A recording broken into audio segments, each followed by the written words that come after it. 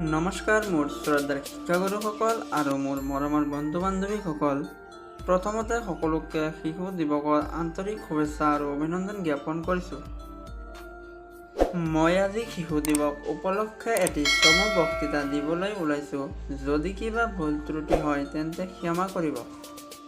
ভাৰতবৰ্ষত প্ৰতি বছৰে 14 নৱেম্বৰৰ দিনটো শিশু দিৱস হিচাপে উদযাপন কৰা হয়। 1889 চনৰ 14 নৱেম্বৰ তাৰিখে এলাহাবাদ চহৰত স্বাধীন ভাৰতৰ প্ৰথমগৰাকী প্ৰধানমন্ত্ৰী পণ্ডিত জৱাহৰলাল নেহৰুৰ জন্ম হৈছিল। তেখেতৰ পিতৃৰ নাম আছিল মতিলাল নেহৰু আৰু মাতৃৰ নাম আছিল স্বৰূপাৰাণী নেহৰু।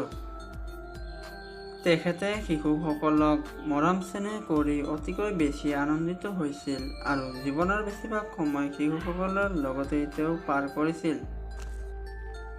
জৱাহৰলাল নেহৰুদেৱে শিশুসকলক দেশৰ ভৱিষ্যত বুলি কৈছিল আৰু শিশুসকললৈ থকা মৰম আৰু ভালপোৱাৰ প্ৰতি লক্ষ্য ৰাখি তেখেতৰ জন্মদিনটো শিশু দিৱস হিচাপে পালন কৰা হয়। পণ্ডিত জৱাহৰলাল নেহৰুদেৱক মৰমতে সকলোৱে নেহৰু খুৰা বুলিও কয়। তেখেত এজন বিশিষ্ট নেতা তথা স্বাধীনতা সংগ্ৰামী ব্যক্তিও আছিল। ভাৰতৰ প্ৰায় সকলোবোৰ শিক্ষানুষ্ঠানতে শিশু দিৱস উদযাপন কৰা হয়। সেইদিনা শিক্ষানুষ্ঠানসমূহত বিভিন্ন ধৰণৰ প্ৰতিযোগিতা অনুষ্ঠিত কৰি তাত শিশুসকলক অংশগ্ৰহণ কৰিবলৈ উৎসাহিত কৰা হয়।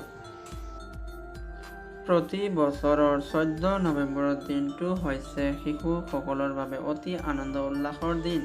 সেইদিনা শিশুসকলক মিঠাই, চকলেট আৰু বিভিন্ন ধৰণৰ খেলনা আদি উপহাৰ দিয়া হয়। শিশু দিৱস উদযাপনৰ মূল উদ্দেশ্য হ'ল প্ৰতিগৰাকী শিশুক মৰম চেনেহ কৰাৰ লগতে শিশুৰ প্ৰাথমিক শিক্ষা আৰু অন্যান্য অধিকাৰবোৰৰ প্ৰতি গুৰুত্ব প্ৰদান কৰা। শিশু দিৱস উদযাপন কৰাটো তেতিয়াহে সফল হ'ব যেতিয়া শিশু শ্ৰমিক নিবাৰণ হোৱাৰ লগতে প্ৰতিজন শিশুৱে বিনামূলীয়া শিক্ষাৰ অধিকাৰ লাভ কৰিবলৈ সক্ষম হ'ব। শিশু দিৱস উপলক্ষে মোক দুআষাৰ ক'বলৈ সুযোগ দিয়াৰ বাবে আপোনালোকক অশেষ ধন্যবাদ। শেষত পুনৰবাৰ শিশু দিৱসৰ শুভেচ্ছা যাচি মই মোৰ চমু বক্তব্য সামৰণি মাৰিছোঁ। ধন্যবাদ। ভিডিঅ'টো চাই ভাল লাগিলে প্লিজ চেনেলটো ছাবস্ক্ৰাইব কৰিব আৰু কাষত থকা বেল নটিফিকেশ্যনটো অল কৰি ৰাখিব।